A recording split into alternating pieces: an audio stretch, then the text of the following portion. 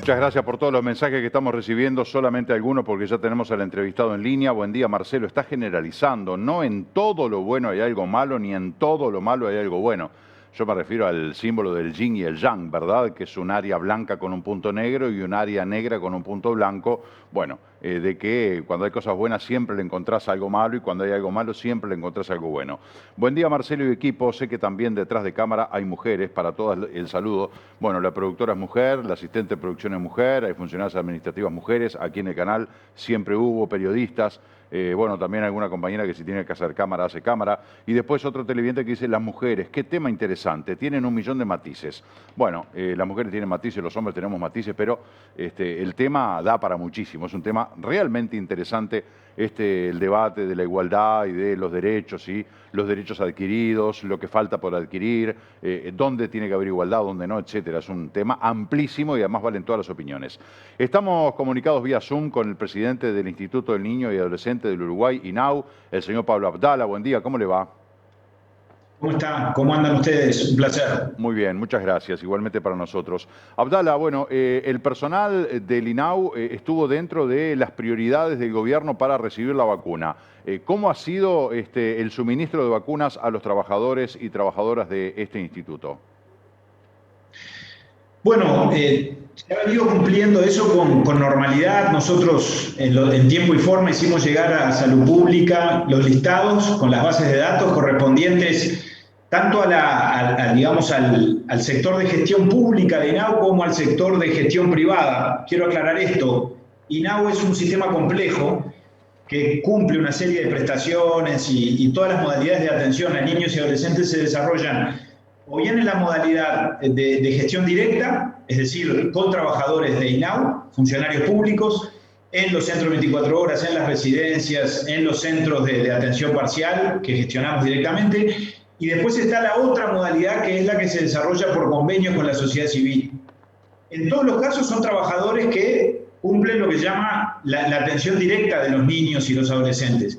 Esos datos fueron los que nosotros transferimos al Poder Ejecutivo, al Ministerio de Salud Pública, porque esos son los trabajadores que fueron considerados esenciales y que fueron prioritarios a la hora de la vacunación. Estamos hablando inicialmente de unos 15.000. Esa lista después se agrandó, pasamos 2 o 3.000 nombres más porque nos quedó un segmento de la actividad que son los jardines de infantes privados. Los jardines de infantes privados no son funcionarios públicos, tampoco son convenios de esas instituciones con el INAU, pero son centros de educación no formal que INAU, de acuerdo a la Ley de Urgente Consideración, desde este año los supervisa, los controla, los autoriza, y allí hasta este momento, bueno, recabamos los datos de unos 2.000 o 2.000 y poco de trabajadores que fueron los que los propios jardines de infantes nos fueron suministrando, pero todo se ha venido cumpliendo con total normalidad en el marco de esta asistencia libre y voluntaria, que bueno, que por supuesto nosotros seguimos exhortando a que los trabajadores concurran a vacunarse más allá de esa libertad, porque creemos que es la actitud que corresponde desde el punto de vista de la responsabilidad solidaria, podríamos llamarlo así. Si le tuviera que poner un número, un porcentaje a la cantidad de trabajadores vacunados, ¿en cuánto andaría, Abdala? No tengo ese dato porque esa información la maneja Salud Pública, es decir, nosotros mandamos la información la lista, claro, al mismo tiempo que lo hizo el Ministerio de Defensa, el Ministerio del Interior, la ANEP. Después es Salud Pública la que sabe o el que sabe en qué medida los trabajadores de un sector o del otro, de un organismo del otro, concurrieron o no. Mi percepción es que los trabajadores de INAU, en términos generales, la tendencia ha sido a vacunarse, porque lo hemos percibido en el contacto con muchos de ellos, pero, repito, estamos hablando de un universo de 17 o 18.000 personas en todo el país, ¿verdad? Está claro. ¿Cuántos casos positivos activos tienen ahora y cuántas personas en cuarentena? Bueno, el COVID ha pegado muy fuerte en el INAU, ha pegado muy fuerte en todo el país, por supuesto, y en todo el mundo. Pero INAU, por cierto, no ha sido la excepción, porque nosotros tenemos, aparte de las dos modalidades de actuación que ya dije antes, también tenemos dos tipos de atención, lo que llamaríamos tiempo completo y tiempo parcial. Tiempo completo son las residencias, es decir, donde los chicos viven 24 horas al día, porque están ingresados allí por razones o de desamparo o de violencia, por las más diversas causas. Después está el tiempo parcial, que son todos los centros CAI, que son los clubes de niños, es decir, toda la atención socioeducativa que se desarrolla en centros diurnos. Estamos permanentemente con un nivel de positivos muy alto, nunca inferior a las 100 personas de manera simultánea, 130, 140, 150, entre trabajadores, niños y adolescentes que cursan la enfermedad. De manera que el desafío ha sido grande porque, reitero, permanentemente estamos afrontando situaciones de un caso positivo en una residencia, de un caso positivo en un CAIF, con una diferencia: cuando ocurre en un centro de 24 horas, allí no puede cerrarse el centro, porque obviamente es donde viven los niños. Entonces hay que seguir trabajando y hay que aplicar un protocolo determinado que implica destinar determinados sectores al aislamiento o a la cuarentena de los demás niños. Los trabajadores en general quedan cuarentenados y se van para su casa a hisoparse, lo cual implica un enorme esfuerzo de reorganizar esos equipos, porque tiene que haber técnicos y educadores atendiendo a los niños que quedan. En tiempo parcial es más fácil porque, bueno, cuando en un CAIF aparece un caso positivo, allí se cierra el CAIF, se hace el proceso de desinfección, se cumple la cuarentena. No es deseable igual porque obviamente es un servicio que se cierra y durante esos días los padres no pueden enviar allí a sus niños y a sus chicos. Por eso es muy importante esta preferencia, entre comillas, que ha marcado el Poder Ejecutivo, o este privilegio que le ha dado a los trabajadores de INAU que cumplen atención directa, que quede claro. Los que estamos en la parte de administración, obviamente, nos vamos a vacunar cuando nos toque, pero sí los educadores, los trabajadores sociales, los psicólogos son los que han tenido esa preferencia, que tiene que ver con esto que yo decía recién, es decir, con la necesidad de darle continuidad y seguridad a la prestación de los servicios. Está claro. Abdala, en este 8 de marzo, Día Internacional de la Mujer, se abordan muchos temas, ¿verdad? El debate de la igualdad de derechos y oportunidades, lo que se ha logrado, lo que todavía falta, etcétera, etcétera. Y hay un elemento que está calando cada vez más hondo, que es el tema de la violencia de género, el tema de la cantidad de femicidios que hay, la cantidad de mujeres que las matan por ser mujeres, porque los hombres creen que son dueños de ellas, bueno, etcétera, etcétera, algo que usted ya conoce, claro está. La pregunta es: la cantidad de niños huérfanos, niños, niñas y adolescentes huérfanos que quedan muchas veces de madre y de padre, porque el padre mata a la madre y después se quita la vida. ¿Qué pasa con esos niños y niñas que además muchas veces presencian esos actos de violencia? El INAU allí tiene un campo de acción importante. ¿Qué se está haciendo aquí en Uruguay? El tema de la violencia es un tema muy serio, muy delicado, que por supuesto tiene un componente de género, pero que es de carácter general. Vaya si lo sufren las niñas y las adolescentes. La violencia es en sentido más amplio. La violencia llevada al extremo de la explotación sexual, porque además expresa una situación de explotación comercial o no comercial de esas niñas y de esas adolescentes por su sola condición de tales, aprovechando de la manera más mezquina y repugnante su propia vulnerabilidad de género y además de la edad o de la etapa de la vida en la cual transitan. Pero por supuesto que la violencia también llega a los niños, no es solo una cuestión de género asociado al género femenino, desde luego que golpea a los niños de una manera tremenda. La semana pasada, no, la anterior, presentamos un censo, el resultado de un estudio, de una investigación que llevó adelante equipos consultores para INAU con el apoyo de UNICEF, y arroja cifras muy, muy significativas con relación a esto. Por ejemplo, con relación a los ingresos en esos centros de 24 horas a los que hacíamos referencia hace un rato, el 49% de los ingresos están vinculados a situaciones de violencia. Es decir, los niños y los adolescentes, niños y niñas, y adolescentes varones y mujeres que ingresan al sistema de protección, casi la mitad es por un episodio de violencia familiar, o sea, porque sufren la violencia de las más diversas formas: violencia física, violencia psicológica, abuso sexual, abandono, negligencia, incumplimiento de los deberes de la patria potestad, que eso en el caso de un niño, por supuesto, también es una forma de violencia. O sea que enfrentamos una realidad muy compleja, muy cruda, que yo creo que habla de una sociedad que se nos ha hecho más violenta y donde, por supuesto, los niños son una parte muy importante, o yo diría, entre las víctimas tal vez sean aquellas víctimas que sufren de una manera más notoria y más grave, porque además las posibilidades de defenderse por sí mismos son muy escasas, y sobre todo cuando son muy chiquitos. Cuando la violencia se ejerce, que vaya si se ejerce desde temprana edad, desde la primera infancia, allí, si el Estado no interviene, si eso no llega a conocimiento del sistema de alguna manera, bueno, esos casos quedan en la cifra negra, en la cifra gris, es decir, no llegan a registrarse, no llegan a denunciarse. y nuestros técnicos, los técnicos del CIPIAP, que es el sistema interinstitucional que estudia todos estos temas y que los aborda, nos transmiten que realmente el subregistro es muy grande. En el mes de abril se cumple el día 20, creo que es, no me acuerdo exactamente la fecha, pero es en el mes de abril, es el día de la lucha contra la violencia sobre niños y adolescentes. Vamos a presentar ese día las cifras del CIPIAP, que le adelanto desde ya superan largamente las del año pasado, que fueron 4.700 casos abordados en el año 2019. Vamos a presentar las del 2020 y creo que ahí tendremos la demostración cabal de que realmente estamos frente a un problema que se agudiza y que se agrava y que obviamente nos interpela como sociedad.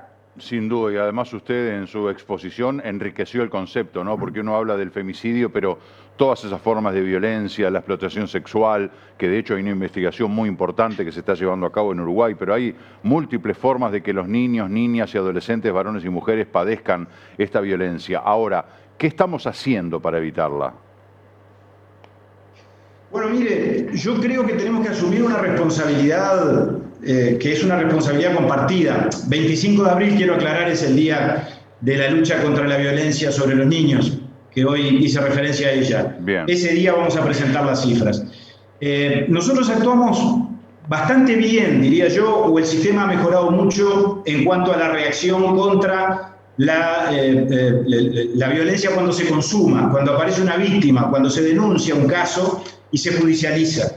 Allí este sistema, el sistema interinstitucional que yo me refería recién, el CIPIAP, en todo lo que tiene que ver con la protección de las víctimas, con el cuidado de las víctimas, con prevenir la revictimización, con apoyar a esos niños y esos adolescentes cuando sufren la violencia, funciona bastante bien y funciona bien a partir de la complementación entre INAU y la Fiscalía, la Unidad de Víctimas y Testigos, INAU y la Justicia, donde sin duda tenemos que trabajar mucho porque realmente estamos muy lejos de llegar a una situación razonablemente óptima o tranquilizadora, es en la prevención, es en el adelantamiento. Y el adelantamiento tiene que ver con la sensibilización y tiene que ver con la denuncia. Tiene que ver con hacer llegar a las autoridades y al sistema los casos de violencia contra los niños cuando los mismos acontecen. Para eso es muy importante todo, es muy importante la presencia de INAU en el territorio, sin duda. INAU a través de los centros de tiempo parcial, hoy hablábamos de los CAIF, de los clubes de niños, de los centros juveniles, obviamente esa presencia territorial muchas veces sirve para detectar indicios de violencia contra los niños. La educación primaria, por supuesto que también lo es, la escuela, el liceo en alguna medida. Ahora, eso solo, que es lo formal, no alcanza si la comunidad, si todos los uruguayos y todas las uruguayas no ayudamos o no colaboramos precisamente denunciando cuando estas cosas acontecen. Vivimos en un país serio que da garantías en términos, por supuesto, de perseguir el delito donde el delito existe, que esto es delito, la violencia contra los niños es delito. Y en ese sentido yo creo que no hay que temerle a la denuncia, no hay que pensar que por denunciar en todo caso nos vamos a exponer a una situación de perseguir a los inocentes. No, el sistema da garantías. Pero creo que inocentes son aquellas víctimas también que están sufriendo desde temprana edad, como yo decía recién, los golpes de esta violencia infame, que bueno, que entre todos tenemos que trabajar para temperar o para que no se nos vaya de las manos.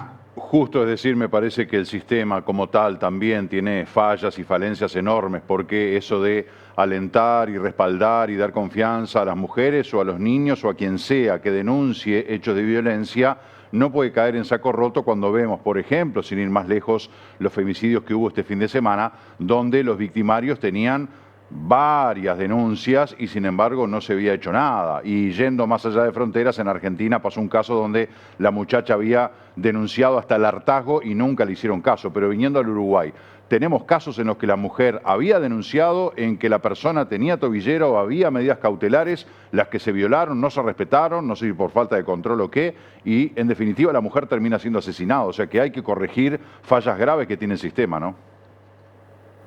Sin duda, sin duda. Yo creo que esta jornada de hoy nos tiene que ayudar para reflexionar sobre todo eso. Hay otro aspecto que tiene que ver con lo que mencionábamos antes y con los femicidios, que son los coletazos o los golpes emocionales y sin duda el impacto que estas circunstancias generan en los hijos menores de edad, en los niños y en los adolescentes, que muchas veces presencian este tipo de actos aberrantes.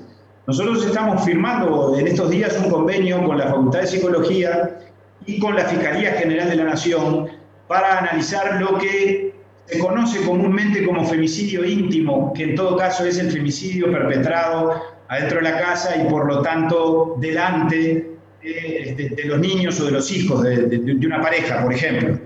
Bueno, creo que es un tema que hay que analizar, porque sin ninguna duda también son víctimas esos niños que sobreviven a su madre o que sobreviven a sus padres en función de cómo sea el desenlace de estas situaciones tan lamentables y que padecen obviamente impactos emocionales que pueden perpetuarse durante mucho tiempo y que pueden terminar afectando sin ninguna duda de manera decisiva y de manera manifiesta la propia formación y la propia personalidad de esa persona niño que está en plena etapa de desarrollo, de crecimiento, de desenvolvimiento personal.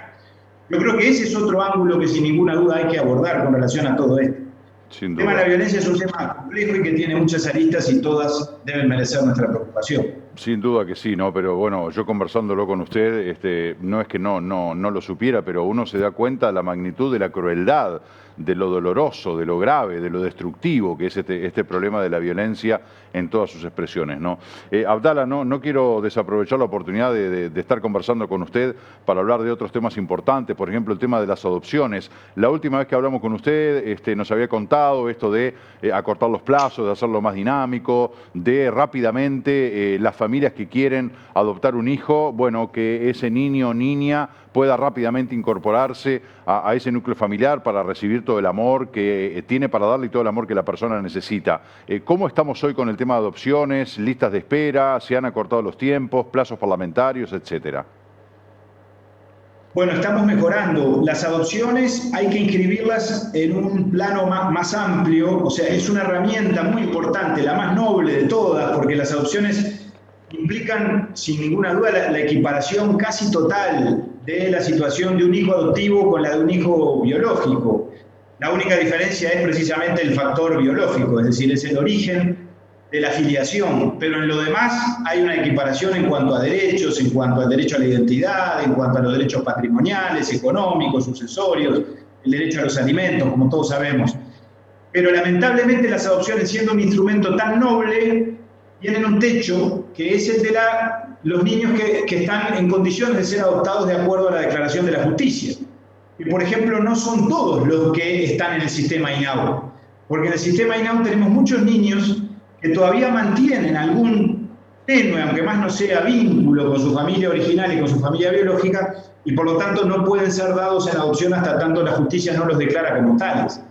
Por eso es que nosotros queremos trabajar en varios planos a la vez, o mejor dicho, en ese mismo plano que es el de la desinternación, que es el de la revinculación familiar, que es el del derecho a vivir en familia, que en definitiva todos los niños y todos los adolescentes tienen, pero no todos pueden acceder a él.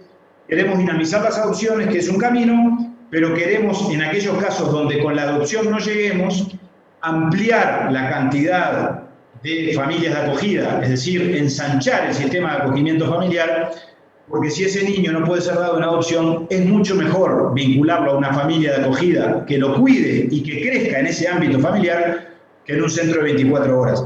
En los dos planos estamos trabajando. Con relación a las adopciones, que era lo que usted me preguntaba, la semana pasada se conocieron los números del 2020. En 2020 se concretaron 105 integraciones, se llama tenencias provisorias, que es la etapa previa a la adopción definitiva, pero ya es la vinculación de un niño con una familia, ¿verdad? Sí. Que ya obviamente lo recibe en su seno para que ese niño crezca y se desarrolle en ese ámbito familiar. Ahí se abre un plazo de 1 año de seguimiento y después se tramita ante el juez la adopción plena. 105 integraciones hubo en el 2020.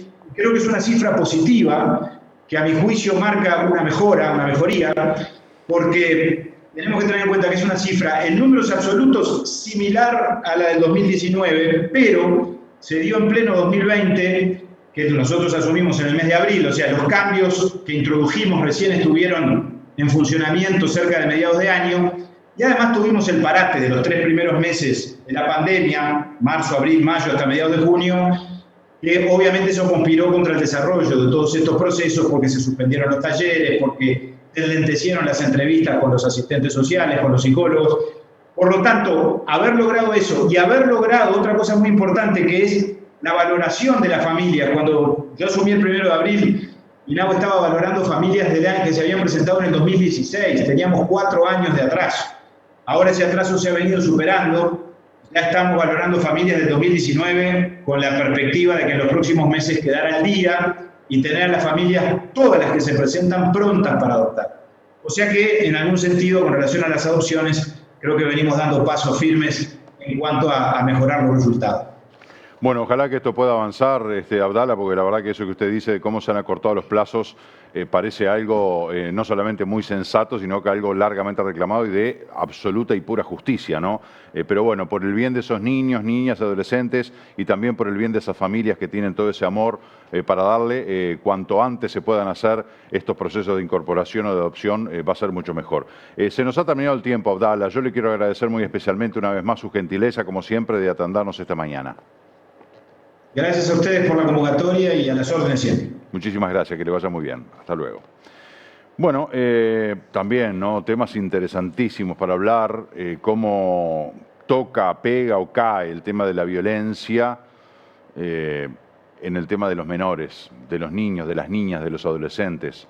No solamente porque muchas veces lo padecen de manera directa, la explotación sexual, el abuso, sino que además muchas veces ven semejantes hechos de barbarie, como una de estas mujeres que le dieron 10 puñaladas y después la degollaron adelante de los chiquilines, por Dios.